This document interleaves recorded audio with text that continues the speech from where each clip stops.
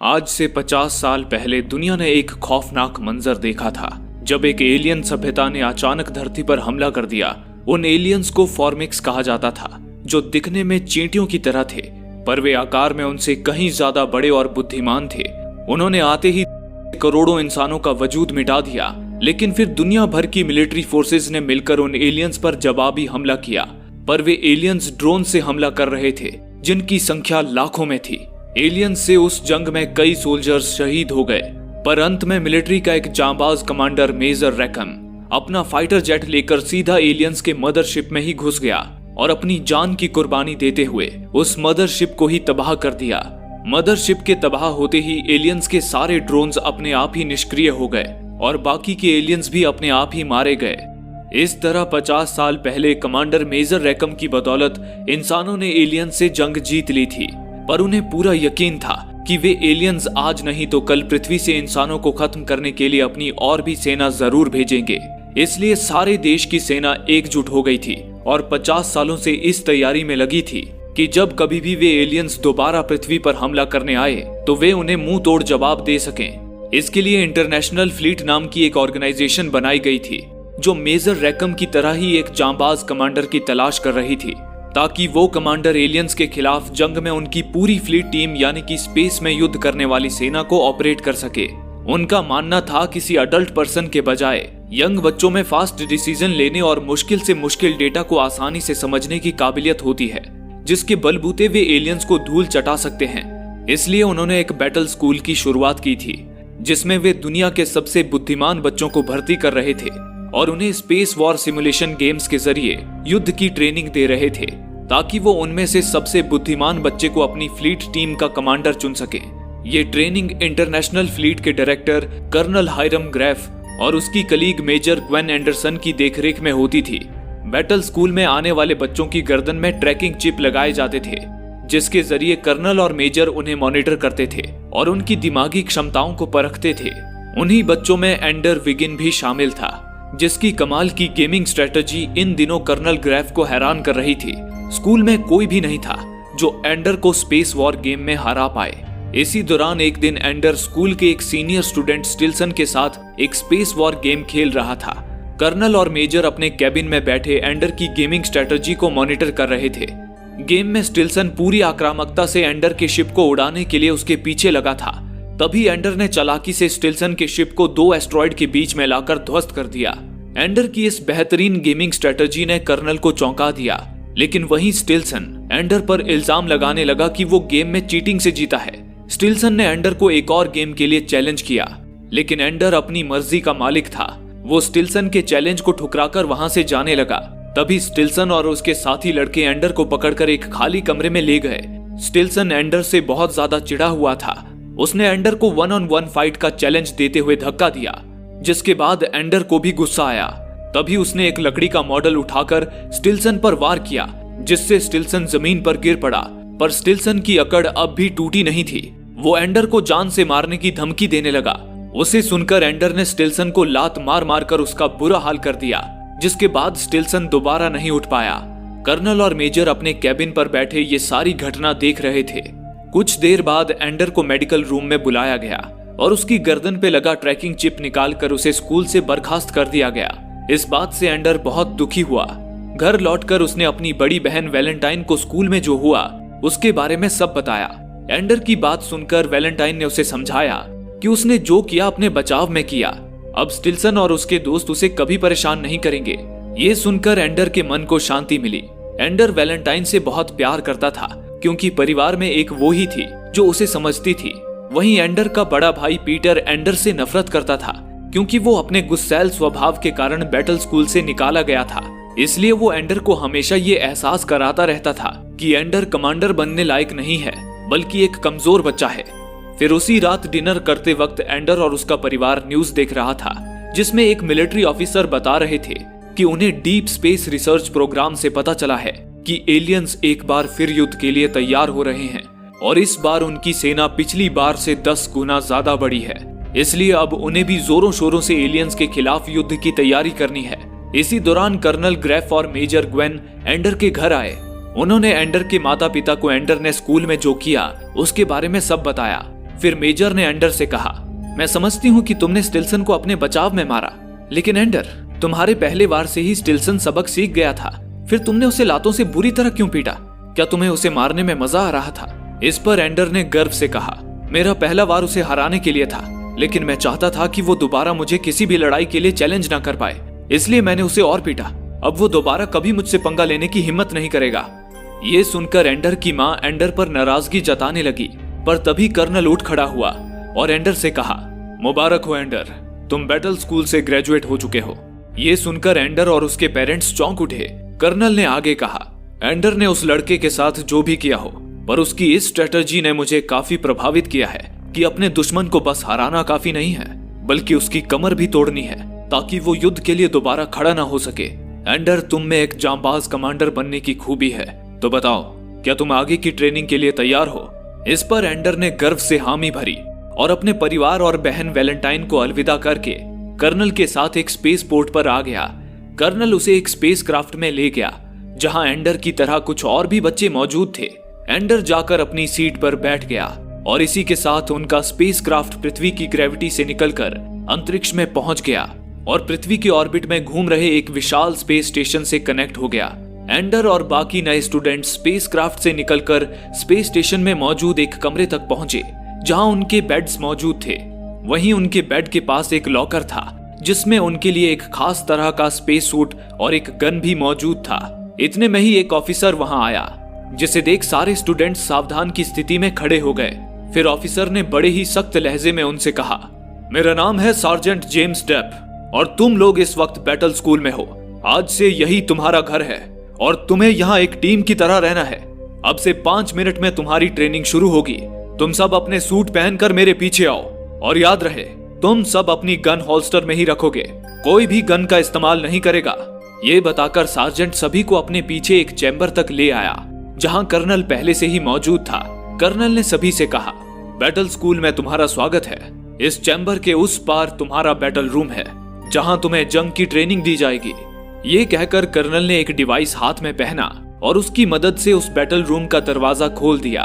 वो battle room गोल आकार का था जिसमें जगह जगह पर ट्रायंगल शेप के कुछ शील्ड्स मौजूद थे और उसके दूसरे छोर पर एक और दरवाजा था।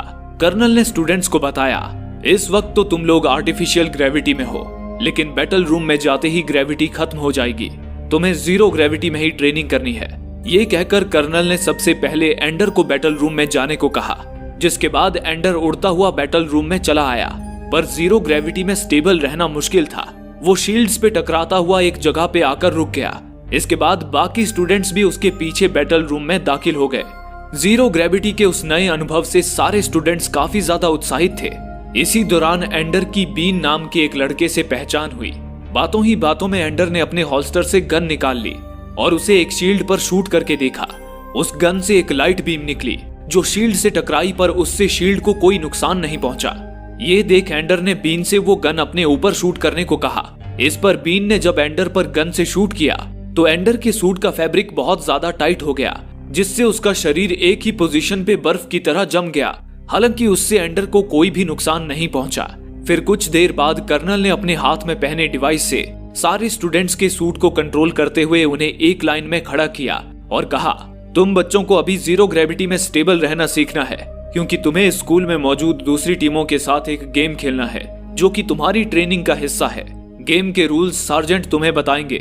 इसके बाद सार्जेंट ने उन्हें बताया, ये एक बैटल गेम है जिसमें तुम सब एक टीम में हो और तुम्हें दूसरी टीम से कम्पीट करना है। एक गेट पर तुम रहोगे और दूसरे गेट पर तुम्हारी ओपोनेंट टीम। गेम शुरू होते ही दोनों टीमें बैटल रूम में दाखिल होंगी, जहां तुम्हें दूसरी टीम के प्लेयर्स को बंदूक से शूट करना है। हाथ या पैर में शूट करने पर तुम्हें 1 पॉइंट मिलेगा और कमर में शूट करने पर 6 पॉइंट्स। हालांकि कमर में शूट करने पर कोई भी प्लेयर पूरी तरह फ्रीज हो जाएगा और गेम से आउट हो जाएगा। अंत में जिस टीम के ज्यादा पॉइंट्स होंगे वो इस गेम का विनर होगा। लेकिन अगर किसी भी टीम का कोई प्लेयर बिना गोली खाए अपने विरोधी टीम के गेट के अंदर घुस गया तो वो विरोधी टीम हार जाएगी, भले ही उनके पॉइंट्स ज्यादा ही क्यों ना हो। इसलिए तुम्हें अपने गेट की भी सुरक्षा करनी होगी। क्या सभी को गेम के रूल्स समझ आ गए? इस पर सभी ने हाँ में जवाब दिया। इस तरह स्पेस बैटल स्कूल में उन बच्चों की ट्रेनिंग शुरू हुई। वो ट्रेनिंग काफी मुश्किलों से भरी थी। हर दिन स्टूडेंट्स को बस थोड़ा समय ही सोने दिया जाता था, और उनसे घंटों की ट्रेनिंग करवाई जाती थी, जिसमें उन्हें क्लासरूम में एलियंस के प्लेनेट के बारे में पढ़ाया जाता था ताकि उन्हें अपने दुश्मन के एनवायरनमेंट के बारे में जानकारी हो। इसके साथ ही उन्हें लड़ाई की भी ट्रेनिंग दी जाती थी ताकि उनके अंदर का जोश और गुस्सा बरकरार रहे। इस दौरान उन्हें हर रोज पिछली बार हुई एलियन से जंग की वीडियो फुटेज दिखाई जाती थी ताकि वे अपने दुश्मन के हमला करने के पैटर्न को समझें। इस तरह उन्हें ट्रेनिंग करते हुए 3 महीने बीत चुके थे। इस ट्रेनिंग में अब तक एंडर का परफॉर्मेंस काफी अच्छा रहा था। ट्रेनिंग के दौरान एंडर अपने साथियों की भी काफी हेल्प करता था, इसलिए सारे बच्चे अब उसके दोस्त बन चुके थे और अब वे एंडर को एक टीम लीडर की तरह देखते थे। फिर ट्रेनिंग के दौरान एक दिन एंडर को अपने टैब पर एक गेम मिला। दरअसल मेजर ग्वेन ने ही एंडर के टैब में उस गेम को इंस्टॉल करवाया था, क्योंकि वो देखना चाहती थी कि एंडर फ्रस्ट्रेशन भरे सिचुएशन से कैसे डील करता है। एंडर ने उस गेम को खेलना शुरू किया। इस दौरान कर्नल और मेजर एंडर के गेम प्ले को मॉनिटर कर रहे थे। उस गेम में एंडर का अवतार एक चूहा था। एंडर को उस चूहे को एक ब्रिज पार कराना था, लेकिन उस ब्रिज पर एक राक्षस खड़ा था जिसने वहां 2 केमिकल्स से भरे ग्लास रख दिए थे। वो राक्षस चूहे से कहता था, इनमें से एक ग्लास में जहर है और एक में नहीं। अगर तुमने सही ग्लास में छलांग लगाई तो तुम परियों के देश में पहुंच जाओगे, पर अगर तुम गलत ग्लास में कूदे तो पिघल कर रह जाओगे। तभी एंडर ने थोड़ा सोचा और लेफ्ट साइड वाले ग्लास में कूद गया, पर वो ग्लास जहर वाला निकला, जिससे एंडर का अवतार पिघल गया। एंडर ने वो लेवल दोबारा शुरू किया। इस बार उसे पता था कि राइट साइड वाला ग्लास सेफ है। वो बिना सोचे उसमें कूद गया, पर उस ग्लास में कूदने पर भी वो पिघल गया। इससे एंडर उलझन में पड़ गया, पर वो बिल्कुल भी फ्रस्ट्रेट नहीं हुआ और गेम दोबारा शुरू किया। इस दौरान उसका एक दोस्त अली भी उसका गेम देखने उसके पास आ गया था। इस बार एंडर ने अपना दिमाग लगाया और किसी ग्लास में कूदने के बजाय उस राक्षस की आंख में ही घुस गया, जिससे उस राक्षस ने तड़प कर वहीं दम तोड़ दिया। इस दौरान एंडर की आंखों में काफी गुस्सा भर आया था। ये देख अली डर कर पीछे हट गया। उसने एंडर से पूछा, तुमने राक्षस को मारा क्यों? इस पर एंडर ने कहा, क्योंकि हमारे ट्रेनर्स हमसे यही तो चाहते हैं। अगर तुम रूल्स फॉलो करते हो तो तुम हार जाओगे, लेकिन अगर तुम नियमों से हटकर सोचते हो और हिंसक हो जाते हो तभी तुम जीत सकते हो। एंडर की इस सोच से कर्नल और मेजर हैरान थे, क्योंकि अब तक कोई भी गेम के उस लेवल को इस तरह से और इतनी जल्दी पार नहीं कर पाया था। उसी वक्त एंडर को उसके टैब पर एक मैसेज आया, जिसमें सोल्जर ने एंडर से कहा, मुबारक हो एंडर, तुम्हारी प्रतिभा को देखते हुए कर्नल ने तुम्हें दूसरी टीम में शामिल किया है, जिसका नाम है सैलमेंडर।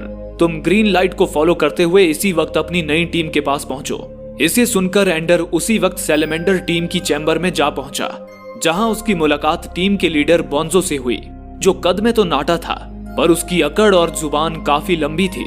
टीम के सारे मेंबर्स उससे खौफ खाते थे।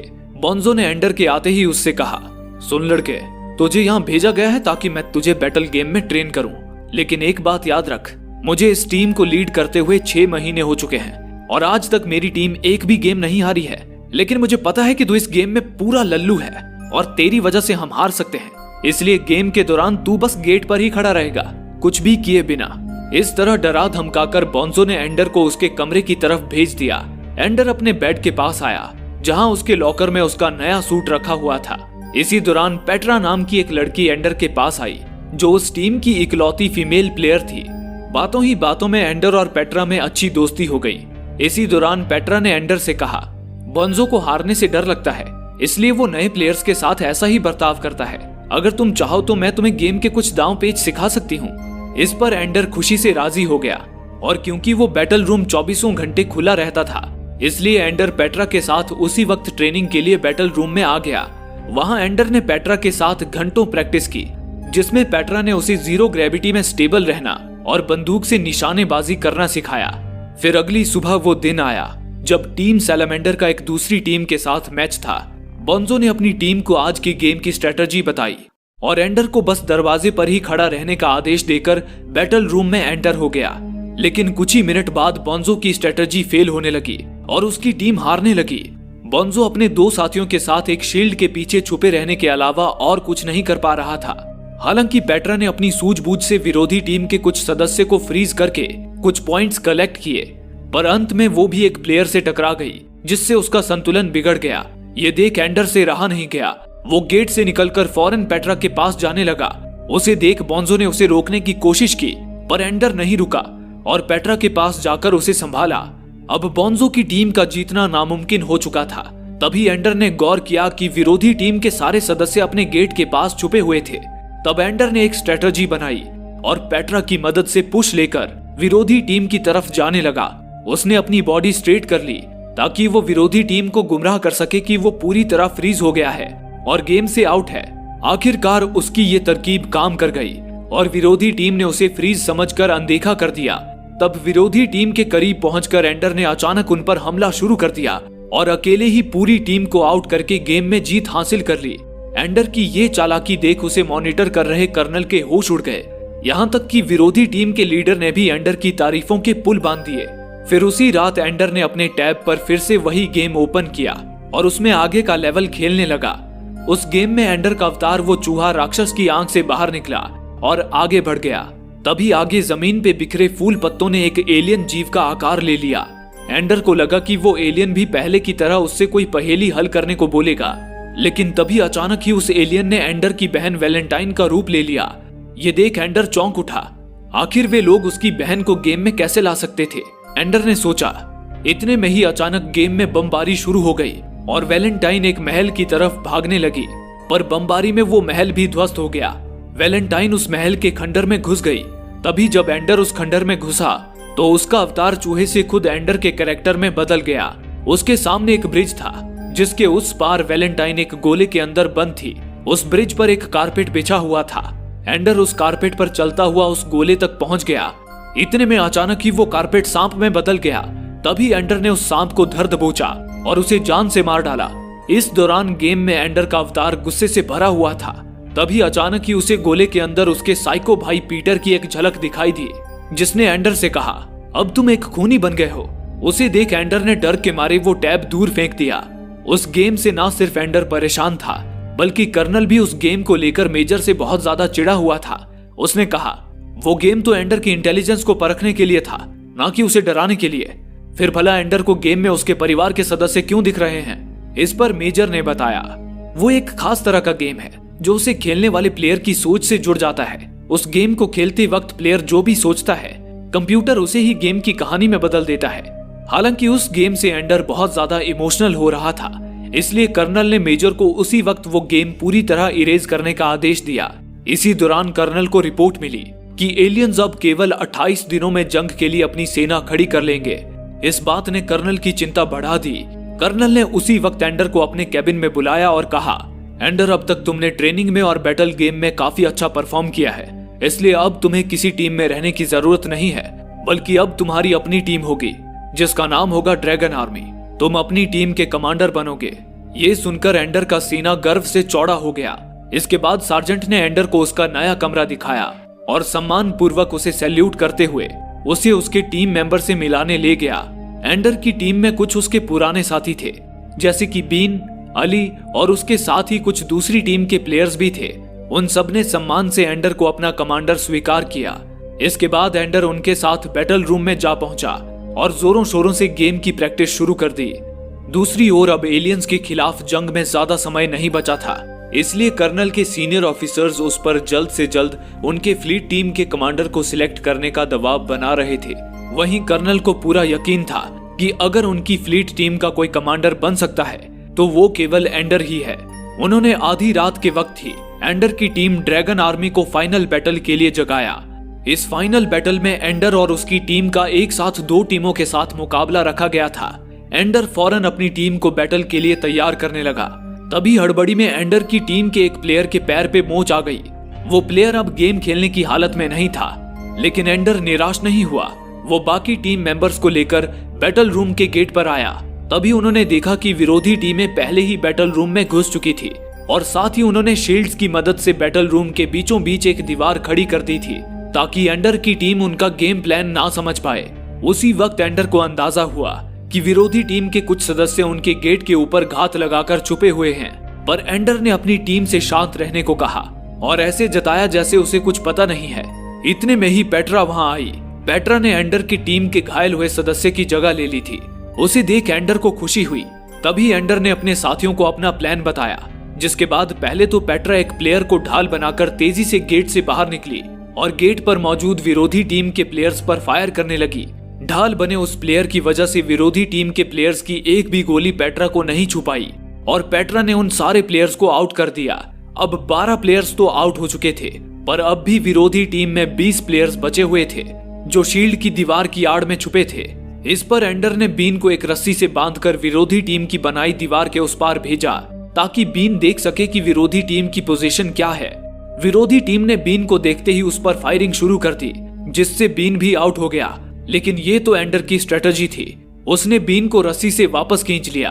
वापस लौटकर बीन ने एंडर को बताया कि उस दीवार के पीछे और भी ढेर सारे शील्ड्स हैं। विरोधी टीम के बाकी सदस्य उसके पीछे ही छुपे हुए हैं। इस पर एंडर अपनी आगे की प्लानिंग में जुट गया। दूसरी ओर विरोधी टीम के लीडर बोंजो को उसके साथी ने सलाह दी कि अब उन्हें एंडर की टीम पर हमला करना चाहिए, लेकिन बोंजो ने हमेशा की तरह एक जगह पर छुपे रहना ही बेहतर समझा। बोंजो एंडर की टीम का इंतजार करने लगा, लेकिन उसे क्या पता था कि एंडर उसकी सोच से भी कहीं ज्यादा चालाक है। एंडर ने अपनी टीम के सारे सदस्य को एक गुच्छे के शेप में ढाल दिया। उस गुच्छे के बीच अली था, जिसे बाकी के प्लेयर्स कवर किए हुए थे। एक प्लेयर ने उन्हें तेजी से दुश्मन टीम की गेट की ओर धकेल दिया।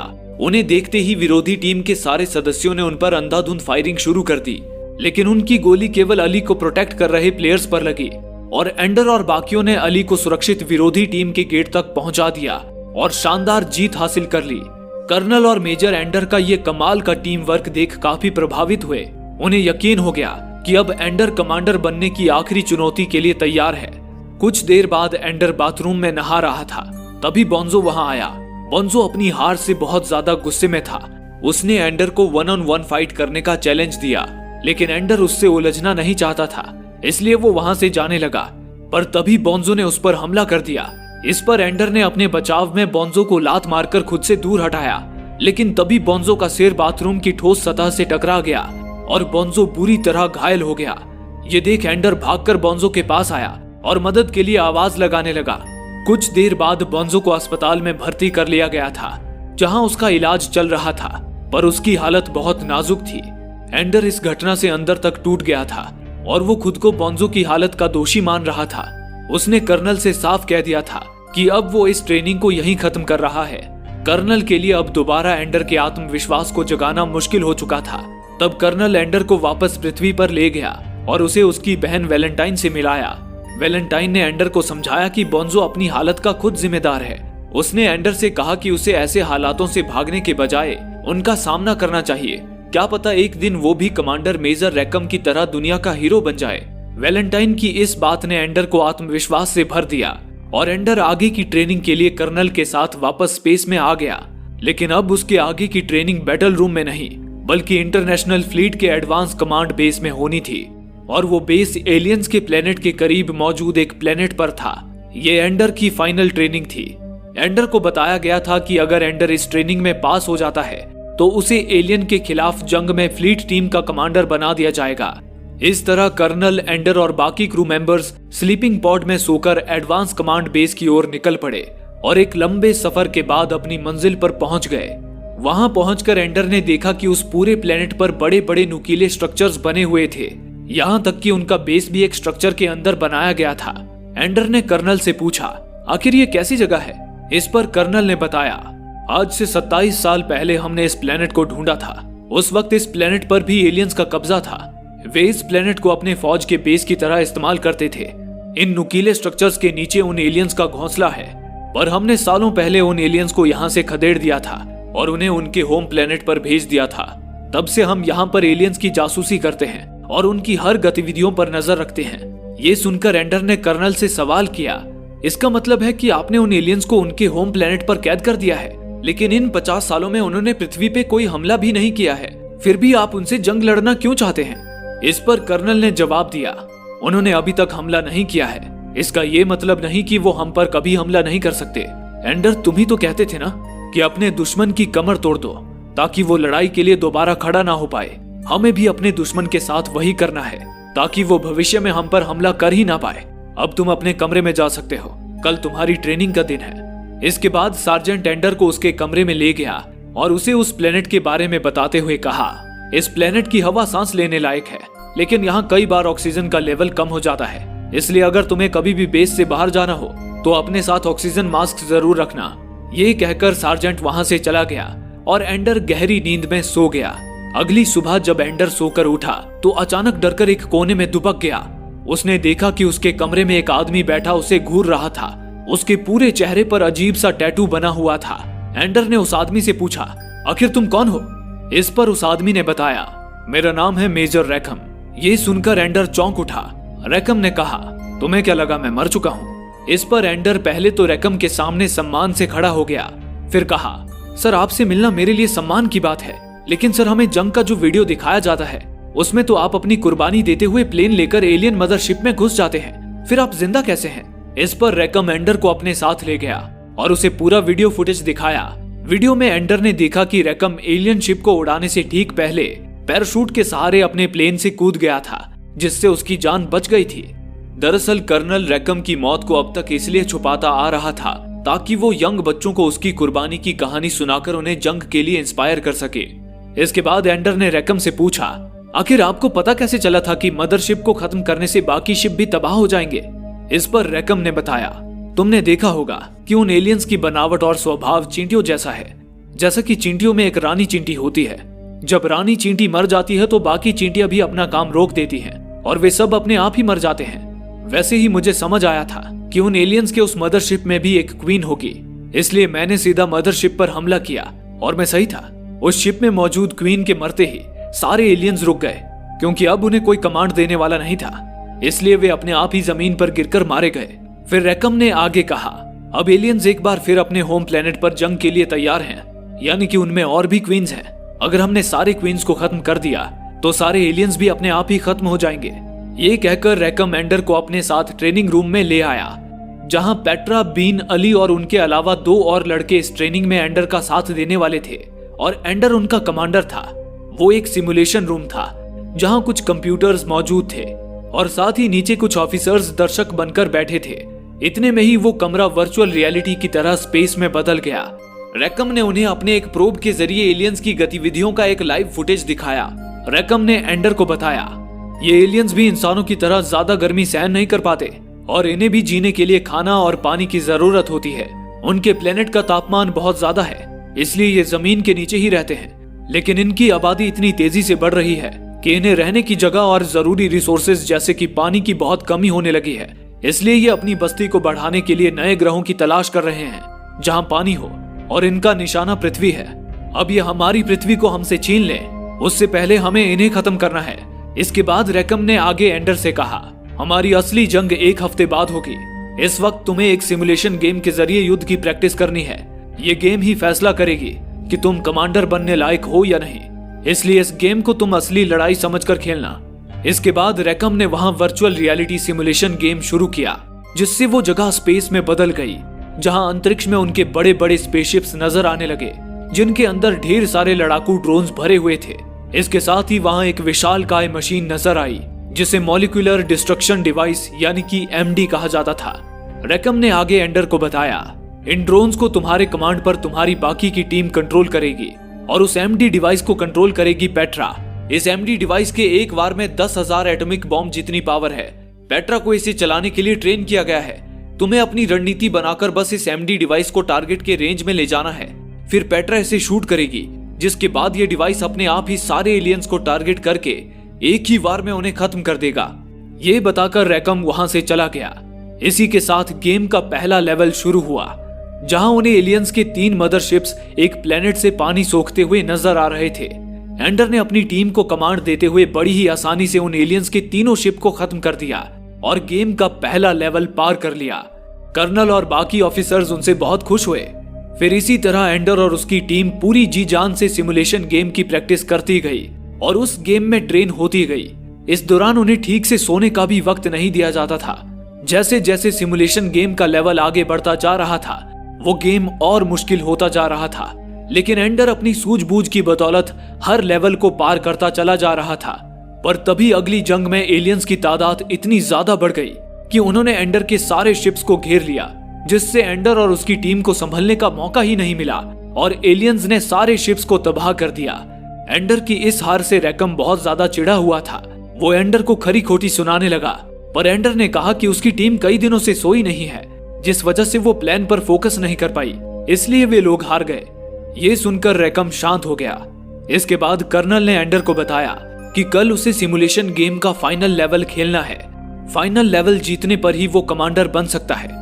फिर उस रात एंडर और उसकी टीम को पूरा रेस्ट दिया गया और अगली सुबह एंडर और उसकी टीम गेम के आखिरी लेवल के लिए तैयार हो गई। एंडर के उस फाइनल गेम को देखने के लिए कर्नल के साथ कुछ बड़े ऑफिसर्स भी वहां मौजूद थे। रैकम ने एंडर को बताया कि गेम के इस आखिरी लेवल को एलियंस के होम प्लेनेट की तरह डिजाइन किया गया है। इसी के साथ गेम शुरू हुआ, लेकिन इस बार एलियंस की तादाद एंडर की सोच से भी ज्यादा थी। इतनी ज्यादा कि पेट्रा के एमडी मशीन से भी उन्हें खत्म करना नामुमकिन था। तभी एंडर ने देखा कि एलियंस की सारी क्वींस अपने प्लेनेट पर ही थी। तब एंडर ने अपने दिमाग के घोड़े दौड़ाए और उसने सभी से अपनी शिप छोड़कर ड्रोन से पेट्रा के एमडी शिप को कवर करने के लिए कहा। इस पर सभी ने ड्रोन से पेट्रा के शिप को कवर कर लिया। फिर एंडर ने पेट्रा को अपनी एमडी डिवाइस सीधे प्लेनेट की ओर ले जाने को कहा। पेट्रा एलियंस के झुंड को जैसे चीरती हुई एमडी को प्लेनेट की ओर ले जाने लगी। इस दौरान ड्रोन्स एमडी को पूरी तरह कवर किए हुए थे और लगातार एलियंस पर फायरिंग करके एलियंस को एमडी से दूर रख रहे थे। लेकिन एलियंस के ड्रोन्स तेजी से एंडर के ड्रोन्स को नष्ट करते जा रहे थे। अब पेट्रा के एमडी शिप का बच पाना मुश्किल लग रहा था, पर इतने में ही पेट्रा अपने टारगेट यानी कि एलियंस के प्लेनेट के रेंज में पहुंच गई और एमडी को एलियंस के प्लेनेट पर शूट कर दिया, जिससे एक ही वार में एलियन का वो पूरा प्लेनेट जलकर तबाह हो गया, जिससे एलियंस की सारी क्वींस मारी गई और क्वींस के मरने से सारे एलियंस भी अपने आप ही मर गए। इस तरह एंडर ने अपनी सूझबूझ से गेम का फाइनल लेवल भी पार कर लिया। एंडर और उसकी टीम की खुशी का ठिकाना ना रहा, लेकिन तभी उन्हें एलियंस के असली प्लेनेट की एक झलक दिखाई गई। उन्होंने देखा कि उस प्लेनेट से एलियंस का नामो निशान मिट चुका था और प्लेनेट जैसे पूरी तरह आग की भट्टी में तब्दील हो चुका था। इतने में ही कर्नल एंडर के पास आया और बोला, कमांडर एंडर, हम तुम्हारा तहे दिल से शुक्रिया अदा करना चाहते हैं। तुम्हारे बदौलत हमने पूरी एलियन सभ्यता को मिटा दिया। ये सुनकर एंडर के पैरों तले जमीन ही खिसक गई। दरअसल एंडर और उसकी टीम ने सिमुलेशन में एलियंस के खिलाफ जो आखिरी जंग लड़ी थी, वो कोई गेम नहीं था, बल्कि असली जंग थी। एंडर की टीम एंडर के कमांड पर जिन शिप्स और ड्रोन्स को कंट्रोल कर रही थी, वे शिप्स और ड्रोन्स असली थे। उन शिप्स में कई सारे क्रू मेंबर्स भी थे जो इस जंग में शहीद हो गए थे। ये सच्चाई जानकर एंडर बहुत ज्यादा मायूस हो गया और कर्नल से बोला, अब मुझे समझ आया, वो एलियंस असल में हमले की तैयारी नहीं कर रहे थे, बल्कि उन्होंने अपने बचाव के लिए सेना इकट्ठी की थी, वो भी आप लोगों से। 50 साल पहले जब वे एलियंस अपनी बस्ती बसाने पृथ्वी पर आए थे, तब आप लोगों ने उन्हें हराने के बाद उन एलियंस का प्लेनेट ढूंढा और तब से उन्हें खत्म करने की तैयारी कर रहे थे। उन एलियंस ने तो पृथ्वी पर दोबारा हमला करने का सोचा भी नहीं था, लेकिन फिर भी आप लोगों ने उनका वजूद ही मिटा दिया। इस पर कर्नल ने कहा, वे एलियंस आज नहीं तो भविष्य में हम पर हमला जरूर करते, लेकिन अब हमने उन्हें पूरी तरह मिटा दिया है, जिससे हमारा भविष्य सुरक्षित है। इस जंग को जीतने के लिए तुम दुनिया में हीरो की तरह जाने जाओगे। लेकिन एंडर ने कहा, मैं हीरो नहीं बल्कि एक हत्यारा कहलाऊंगा। ये कहकर एंडर वहां से जाने लगा, पर तभी कर्नल के लोगों ने उसे बेहोश करके उसे कमरे में बंद कर दिया। कुछ देर बाद पेट्रा एंडर के कमरे में एंडर की देखरेख कर रही थी। तभी एंडर को उस गेम का सपना आया जिसमें उसने उस एलियन जीव को देखा था, जो बाद में उसकी बहन वैलेंटाइन में बदल गई थी और एक महल के खंडर में चली गई थी। उसी पल एंडर अचानक उठ गया और उस बेस से सीधा बाहर निकल गया। ये देख पेट्रा ऑक्सीजन मास्क लेकर भागी भागी एंडर के पास आई। उस वक्त एंडर एलियन के बनाए उसी नुकीले स्ट्रक्चर को देख रहा था जो बिल्कुल उस गेम में ध्वस्त हुए महल की तरह दिख रही थी। उसी पल एंडर को समझ आया कि शायद एलियंस इंसानों के सोच के जरिए उनसे बात कर सकते हैं, और क्योंकि वो गेम उसे खेलने वाले प्लेयर की सोच के मुताबिक स्टोरी क्रिएट करता था, इसलिए उस वक्त एलियंस अपनी सोच एंडर के दिमाग में डाल रहे थे और वो गेम उस सोच से स्टोरी क्रिएट कर रहा था। असल में वे एलियंस एंडर को इस जंग की ही चेतावनी देना चाहते थे, जिसे एंडर समझ नहीं पाया था। एंडर उसी वक्त उस स्ट्रक्चर के अंदर गया। तभी उसके अंदर उसे गेम के जैसा ही ब्रिज और एक गोला नजर आया। एंडर बिना एक पल सोचे उस गोले के अंदर घुस गया। तभी उसने देखा कि वहां एक एलियन अपने अंडे में पनप रहा था। उसे छूने के लिए एंडर ने जैसे ही अपना हाथ आगे बढ़ाया, तभी वहां एक एलियन जीव आ धमका। उसने आते ही एंडर की गर्दन पे अपना धारदार नाखून अड़ा दिया, पर एंडर उससे डरा नहीं, बल्कि वो पछतावे के आंसू रोने लगा। ये देख उसने एंडर को छोड़ दिया। फिर उस एलियन ने एंडर को उसकी सोच के जरिए बताया कि उस अंडे में एक क्वीन एलियन पनप रही है। एंडर ने एलियन से वादा किया कि वो उस अंडे को अपने साथ ले जाएगा और उनकी प्रजाति के लिए नया घर ढूंढेगा। बस फिर क्या था, एंडर की जिद के आगे कर्नल को भी झुकना पड़ा कर्नल ने एंडर को एडमिरल की उपाधि से सम्मानित किया और उसे एक स्पेसक्राफ्ट ले जाने की इजाजत दे दी। फिर एंडर उस स्पेसक्राफ्ट में क्वीन के अंडे को लेकर निकल पड़ा, एक नए ग्रह की तलाश में, जहां एक बार फिर एलियन की वो क्वीन जन्म लेगी और एक नए सिरे से अपनी सभ्यता की शुरुआत करेगी।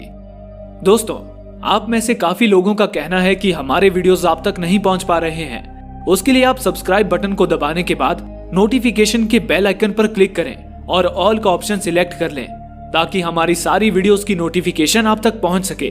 धन्यवाद।